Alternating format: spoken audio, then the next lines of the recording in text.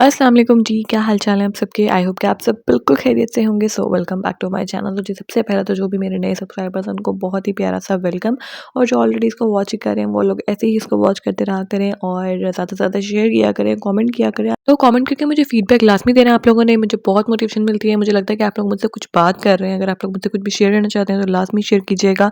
इसके अलावा ज़्यादा से ज़्यादा शेयर किया करें, लाइक करना, चैनल को सब्सक्राइब कीजिए अगर पहली बार आए हैं चैनल पर। तो जी वीडियो को स्टार्ट करते हैं। आज की वीडियो में मैंने आपके साथ ना कुछ हैबिट्स शेयर करनी है, बल्कि 5 मेजर हैबिट्स शेयर करने वाली हूँ मेरे ख्याल से, जिनसे अगर हम अपने मतलब उन हैबिट्स को अडॉप्ट कर लेते हैं ना, तो आपको आपके घर को ऑर्गेनाइज रखने में बहुत बहुत बहुत आसानी हो जाती है। अपने किचन को ऑर्गेनाइज रखने में, अपने कामों को अपने टाइमली जो है अपने टास्क को परफॉर्म करने में। इसके अलावा जो है ना वो अपने लिए खुद के लिए भी टाइम निकालने के लिए ये 5 हैबिट्स जो है वो बड़ी ज़रूरी है अडॉप्ट करना। तो आज की वीडियो में आपके साथ वो भी शेयर करने वाली हूँ। साथ में ये चिकन पुलाव है, काफ़ी दिनों के बाद मैं बनाया था मैंने, तो मैंने सोचा कि आपके साथ वीडियो में शेयर कर देती हूँ। और जो है ना इसकी रेसिपी जो है अगर आप लोगों ने नहीं देखी, जो कि नए सब्सक्राइबर्स हैं, तो आप लोग इसको देख लीजिए। एंड पे जो है मैं आपको थोड़ा-सा एक दफ़ा जो है फिर भी बता दूँगी। मैंने साथ-साथ जो है ना जो भी इसमें स्पाइसेस ऐड किए हैं वो बड़े मैंने स्लोली ऐड किए थे। आप लोग चाहें तो स्क्रीनशॉट भी ले सकते हैं। फिर भी मैं एट द एंड जो है ना वो एक दफ़ा फिर बता दूँगी। ठीक है? तो चलिए जी अपने टॉपिक की तरफ चलते हैं। तो सबसे पहली टिप जो आती है ना वो है जी डीक्लटर। डीक्लटर मुझे लगता है कि अगर किसी घर में अगर डीक्लटर नहीं ना होता, डीक्लटरिंग नहीं की जाती है, तो मेरे ख्याल से वो घर कभी भी ऑर्गेनाइज़ नहीं किया जा सकता।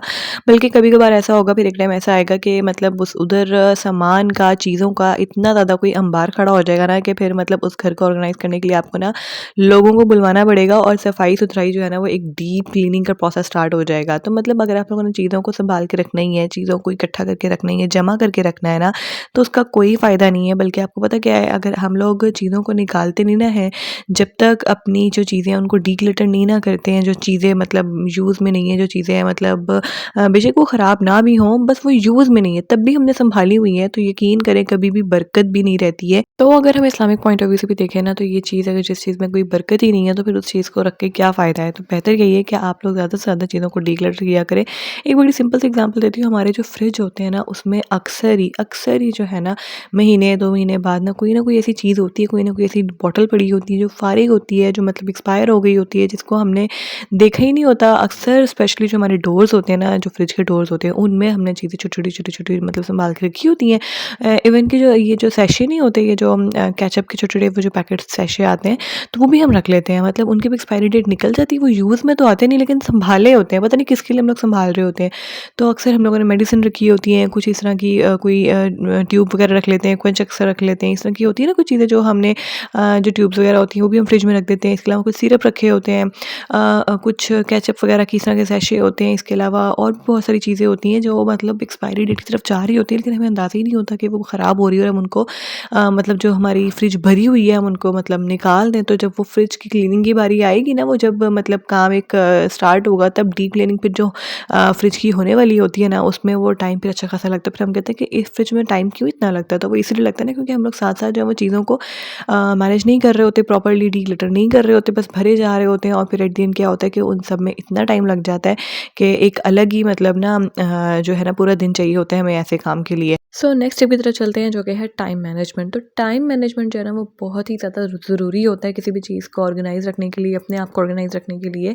तो टाइम मैनेजमेंट में जो है ना वो हर घर में हर कोई अपने अकॉर्डिंगली कर रहा होता है, और ये भी डिपेंड करता है कि घर में मतलब किस किस्म की रूटीन टास्क वगैरह चल रहे होते हैं डेली के। और ज़ाहिर सी बात है हर घर की रूटीन डिफरेंट होती है, तो उस हिसाब से टाइम को मैनेज किया जा रहा होता है। अब जिन घरों में स्पेशली छोटे बच्चे होते हैं ना, जैसे कि मेरे घर में है, तो उस हिसाब से तो मतलब अपने जो है अपने बच्चों के हिसाब से जो है ना उस रूटीन को आपने मैनेज करना होता है, टाइम को मैनेज करना होता है। अब वो सो रहे हैं, वो जाग रहे हैं, उनका कौन सा टाइम है खाने का, कौन सा टाइम है उनको मतलब आपने खिलाना है, आपने उनको मतलब उनके पास बैठना है, तो आपने उसके अकॉर्डिंग जो है ना वो अपना टाइम को मैनेज करना होता है। आपने कोई एक्स्ट्रा काम नहीं निकालना होता ताकि मुझे वहाँ पे ज़्यादा टाइम ना लग जाए, और इसी इसी के साथ साथ जो है ना वो अपने घर के पूरे दिन को आपने जो है वो मैनेज करना होता है। अब जिस घर में ज़ाहिर सी बात है कुछ जॉबियंस भी होती हैं, तो वो लोग क्या करती हैं कि जी रात को ही अपना खाना वगैरह बना लेती, ताकि जो नेक्स्ट डे सुबह-सुबह जब उनको जाना पड़े तो उससे पहले उनका खाना रेडी हो, तो कि उनको आके बनाना ना पड़े। और कुछ घरों में ऐसा भी होता है जी कि जिनकी जैसे मेड्स होती हैं वो बहुत सुबह-सुबह आ जाती हैं, कुछ की मेड्स जो होती हैं वो थोड़ा-सा दोपहर में आती हैं, कुछ की शाम में आती हैं।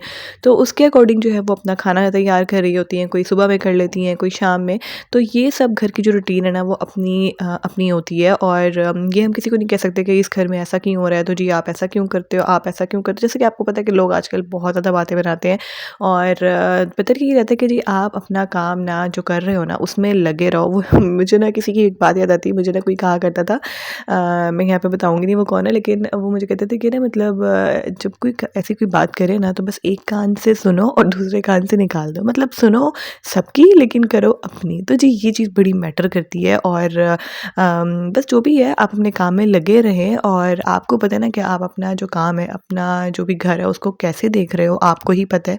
जो अपने घर की बात होती है ना वो किसी को नहीं पता होती। तो जो भी आप कुछ मैनेज कर रहे हो, आपने किसी दिन खाना नहीं भी बनाया ना तो आपको पता है वो आपने क्यों नहीं बनाया, किस वजह से नहीं बनाया और कोई अगर कोई कुछ कहता भी है ना, कोई अगर दूसरे मतलब कोई बात करते भी हैं ना तो यार बस इग्नोर कर दें और एक कान से सुने वही बात है कि दूसरे कान से उसको निकाल दें। तो अपने टाइम को अपने हिसाब से जो है वो मैनेज करें और बस ये है कि उसको जितना ज़्यादा अच्छा प्रॉपर्ली आप मैनेज कर सकते हैं ना तो उतना ही ज़्यादा आपके लिए बेहतर होगा और उतना ही ज़्यादा आप लोग जो है वो ऑर्गेनाइज़ रह सकते हैं।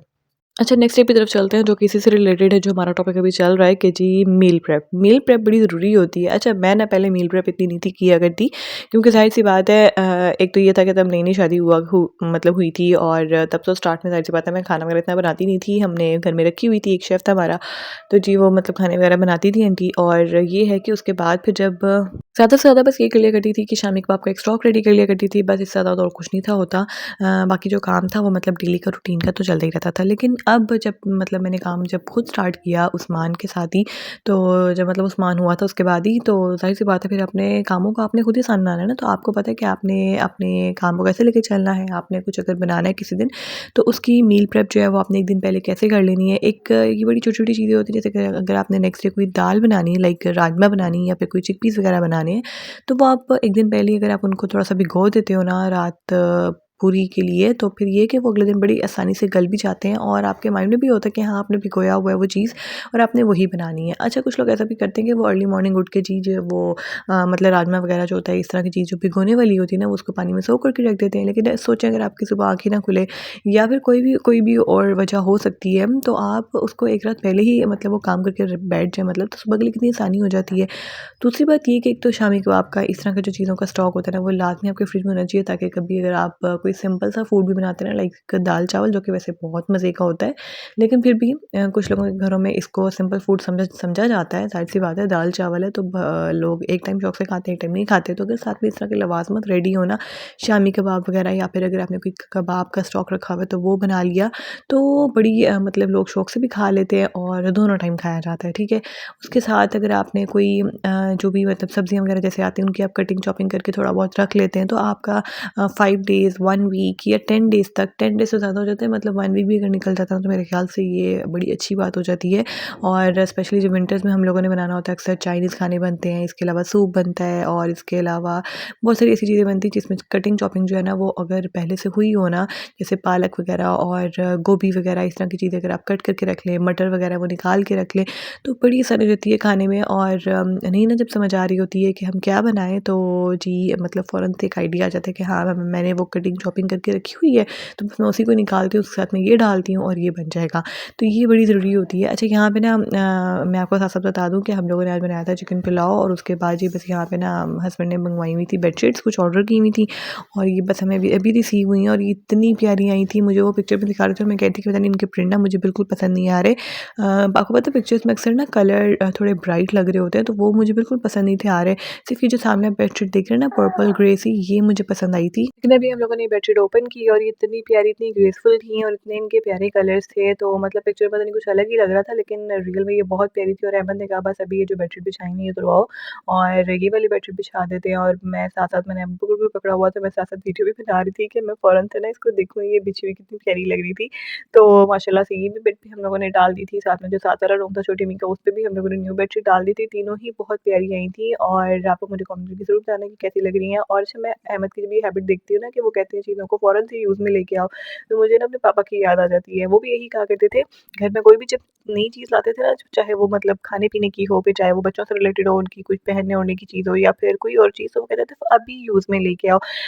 मतलब माएँ होती हैं ना, वो वेट करती थी कि मतलब कोई नया दिन आएगा, नया दिन मतलब कुछ कहीं हमने जाना होगा या फिर कोई ऐसा कोई इवेंट वगैरह हो, तो बच्चों को नए कपड़े तब पहना देंगे। या फिर कोई खाने-पीने की चीज़ है तो बड़े उसको एहतमाम से बाद में शाम में खाते हैं, चाय के साथ खाएँगे, ये कर लेंगे। तो वो पापा कहा करते थे नहीं, इस चीज़ को अभी खाओ, अभी खोलो और कुछ बिछाने वाली है, कुछ ओढ़ने वाली है या कुछ पहनने वाली, तो कहते थे बस अभी इसको जो है ना फ़ौरन से खोलो और यूज़ में लेके आओ। तो मुझे ना वो हैबिट अब अक्सर ना मुझे अहमद में नज़र आती है। तो बस यहाँ पे जी हमारा साथ-साथ खाना भी रेडी हो गया, बस मैंने चावलों को दम पे रख दिया और बस ये 2 मिनट में रेडी हो जाएँगे। तो नेक्स्ट टिप ये है कि जी आप चीज़ों को अपना जितना ऑर्गनाइज़ करके रखेंगे ना, घर में बहुत सारी छोटी-छोटी चीज़ें होती हैं, किचन की छोटी-छोटी चीज़ें होती हैं, आपकी, आपके बच्चों की, आपकी बहुत सारी छोटी-छोटी चीज़ें होती हैं। जैसे आजकल सॉक्स होते हैं बच्चों के और इसके अलावा ग्लव्स होते हैं, इसके अलावा बहुत छोटे बच्चे तो उनके बिब्स होते हैं। तो अगर आप इन छोटी-छोटी चीज़ों को बजट फ्रेंडली ऑर्गनाइज़र्स में ऑर्गनाइज़ करके रखें ना, तो बहुत ज़्यादा सहूलत हो जाती है और चीज़ों को समेटने में और उनको बाद में टाइम के अकॉर्डिंग जब आप उनको लेना होता है ना, आपने यूज़ में लाना होता है, तो आपको मिलती नहीं वो चीज़ें। तो आपने अपने टाइम की बचत इस तरह से भी करनी है कि चीज़ों को बहुत अच्छे से ऑर्गनाइज़ करके रखना है और इसके लिए आप लोगों ने बजट फ्रेंडली जो ऑर्गनाइज़र्स होते हैं ना, वो यूज़ करने हैं। तो लास्ट टिप ये है जी कि सारे कामों के साथ-साथ ना आपने अपने आप को नहीं भूलना और जो है लास्ट पे आपने सारे कामों को ख़त्म करने के बाद ना अपने लिए टाइम ज़रूर निकालना है और टाइम को ऐसे ही मैनेज करना है आपने कि आपके लिए खुद के लिए टाइम निकल पाए। अच्छे से आप कपड़े पहनें, अपने बालों को ठीक करें, अपनी कोई हेयर केयर कर लें या सेल्फ केयर कर लें, स्किन केयर कर लें और जो है ना अपने आप को खुद के लिए टाइम निकालेंगे ना, तो नेक्स्ट काम के लिए मोटिवेटेड भी रहेंगे। तो बस यहीं तक की थी आज की वीडियो। ज़रूर इसको लाइक करना, कमेंट करना और चैनल को सब्सक्राइब करना। इंशाल्लाह आपसे मिलूँगी नेक्स्ट वीडियो में। अल्लाह हाफ़िज़।